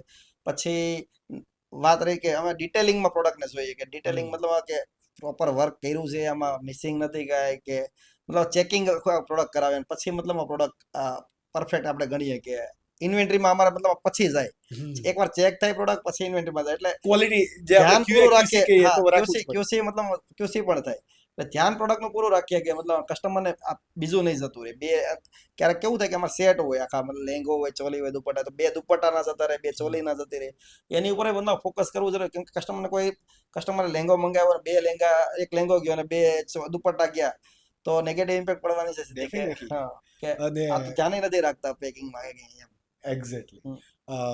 ભારતને તમારો મારા ખ્યાલ આ લાસ્ટ ક્વેશ્ચન તરફ આપણે છીએ કે ભાઈ ભારતની અંદર નો ડાઉટ કેવું છે કે ભાઈ આપણી એજ્યુકેશન પેટર્ન છે હા. એ નોકર બનાવવા માટે વર્ક કરે છે હા. વર્ક કરતી હશે એવું કંઈ આપણે ક્લિયર સ્ટેટમેન્ટ પણ ના કહી શકીએ બટ મોસ્ટલી આપણે જોબ ઓરિએન્ટેડ માઇન્ડસેટ આપણે બધાના હોય હા. ઇન જનરલી આપણી એજ્યુકેશન સિસ્ટમ એવા પ્રકારની છે કે વધારે જોબ ઓરિએન્ટેડ છે કે ભાઈ તમે સારું ભણો પછી જોબ કરો સારી છે બરાબર કંપનીમાં અને બસ. એન્ટરપ્રિનર માઇન્ડસેટ આવે ને એટલે આપણે એવું હોય કે ભાઈ જોબ ક્રિએટર હા કે ભાઈ વધારેમાં વધારે લોકોને જોબ આપીએ હા. કારણ કે એક એવું પણ છે કે ભારતને જો આર્થિક રીતે મહાસત્તા બનવું હશે તો આર્થિક રીતે વધારે સદ્ધર બનવું હશે હા. તો we have to be a job creator not a હા. જોબ સીકર હા. બરાબર તો આ સ્ટેટમેન્ટ અથવા તો વધારેમાં વધારે યંગ એન્ટરપ્રિનર બિઝનેસ માટે આવે એના માટે એ લોકોએ શું કરવું પડે હા એજ્યુકેશનની વાત કરો તો આપણે પહેલા તો ઘરેથી જ બધાના લોકોના માઇન્ડ સેટ એવા હોય છે કે તમે આ એજ્યુકેશન કરો એટલે આટલી સેલેરી થશે તમારી જોબમાં તો પહેલેથી માઇન્ડ સેટ ઘરે ફેમિલીમાંથી જ એવું ક્રિએટ કરેલું હોય ને કે આપણે જોબ માટે જ ભણવા જઈએ એટલે પહેલા તો ફેમિલીમાંથી ચેન્જ કરવું પડે કે તારે બિઝનેસ પણ તું કરી શકે થોડોક મતલબ આઈડિયા હોવો જોઈએ કે આ વસ્તુ કરવી ને તો આપણે આટલા લોકોને રોજગારી આપી શકીએ કે એ બધી વાતચીત ક્યારેક થઈ હોય ફેમિલીમાં તો તમને તમારું માઇન્ડ સેટ એ રીતે એજ્યુકેશનમાં તો હવે આપણે કઈ ફોલ્ટ ન કાઢી શકીએ એનું કારણ છે કે એજ્યુકેશન ફોલ્ટ કાઢીએ તો કે બદલાવાની નથી આપણા બેથી તો નથી જ બદલાવાની એજ્યુકેશનમાં તો મતલબ એવું છે કે એ પ્રોપર જ એજ્યુકેશન છે એમાં પ્રેક્ટિકલ નથી અને એ તો બહુ બધી જગ્યાએ નથી તો એમાં બીજું કઈ થવાનું નથી આપણે જ સમજવું પડે કે આ વસ્તુ આમ મતલબ તમે વાંચતા હોય તો તમારે પ્રેક્ટિકલી અંદર મતલબ માઇન્ડમાં હોવું છે કે અહીંયા લખ્યું છે તો આ રીતે મતલબમાં થાય બધી વસ્તુ આપણે એ રીતે સમજવું પડે આપણું એજ્યુકેશન જે છે તો મારું તો એવું માનવું છે કે ફેમિલીમાંથી જો એવું એન્વાયરમેન્ટ ઊભું થાય બેકગ્રાઉન્ડ જ એવું મળવું છે કે એન્વાયરમેન્ટ એમને હા મળવું છે એન્વાયરમેન્ટ એવું હોય ને કે બિઝનેસ કરશે તો જ બિઝનેસ મતલબ લોકો એનો વિચાર આવશે ગમે ત્યારે કે બિઝનેસ આપણે કરશું ભવિષ્યમાં બાકી તો એ જોબનું જ વિચારે કેમ કે જોબનું જ અત્યારે એન્વાયરમેન્ટ છે પૂરેપૂરું ડેફિનેટલી સૌથી વધારે તો ગવર્મેન્ટ જોબનું એન્વાયરમેન્ટ છે કે ભાઈ છોકરો સારું ભણે લે પછી આપણે યુપીએસસી અથવા જીપીએસસી ની પરીક્ષા હા, કરવા હા, પછી પાછો જીપીએસસી કરી દઈશું કે ભાઈ આ XYZ પોસ્ટ તું લઈ લે હા. કેમ તો કે ત્યાં સારું વધારે હા ટેબલ ની અંદરથી વધારે સારા મળે છે હા અને બહુ બધા એવા ઓફિસર્સ છે કે ભાઈ અને બહુ રેર કેસની અંદર આપણે એવું કહી શકીએ કે ઓનેસ્ટ અને કમિટેડ ફોર ધ નેશન એવા ઓફિસર્સ બહુ ઓછા છે જો કદાચ આંકડો બહાર કાઢવા જઈએ તો સરકાર એને વીખે હા. તો બહુ મોટું ફંડ ત્યાંથી પણ મળી શકે બટ ઓલ ઓવર મારો આજના પોડકાસ્ટનો તમારો સાથેનો આ જ ઇન્ટેન્શન હતો કે ભારતમાં વધારેમાં વધારે એન્ટરપ્રિનર બને વી નો કે ગુજરાતીની અંદર એક આ પોટેન્શિયલ છે હા અને તમને અહીંયા ઇન્વાઇટ કરવાનું પણ એક ભાઈ જુઓ આ એક એક્ઝામ્પલ છે હા હા કે આ વ્યક્તિ કરી શકે છે જો 75% લાવીને કરી શકાતું હોય તો હા. 90% લાવીને કરવા વાળો કરી. વધારે સક્ષમ છે હા. બટ 90% વાળો જ્યારે જોબ સીકર બને છે હા અને 75% વાળો જોબ ગીવર બને છે હા. જોબ ક્રિએટર બને છે હા. તો જો તમારી પાસે પણ કોઈ પણ આવા પ્રકારની સ્કિલ છે તો એને તમે ડેવલપ કરી શકો છો મયુરભાઈ સાથે જો કોઈ તમારે કોઈ પણ એવો ક્વેશ્ચન્સ હોય તો તમે પ્લીઝ નીચે મને કમેન્ટ કરી શકો છો હું ટ્રાય કરીશ મયુરભાઈ પાસેથી કે એ કમેન્ટને આપણે આન્સર પણ દઈએ હા, કે definitely. કદાચ જો તમારો કોઈ ક્વેશ્ચન છે બિઝનેસ રિલેટેડ હશે તો અમે વધારે પ્રાયોરિટી આપીશું અને આવા કેવા પ્રકારના તમારે હજુ એન્ટરપ્રિનરને સાંભળવા છે એ પણ તમે અમને ઇન્સ્ટાગ્રામ પર DM કરીને જણાવી શકો છો ત્યાં સુધી તમે તમારી સ્કિલ ફોલો કરો અને એન્ટરપ્રિનરશિપ માટે તૈયાર થાઓ ક્યોંકि ये बिजनेस करना भी स्किल का मामला है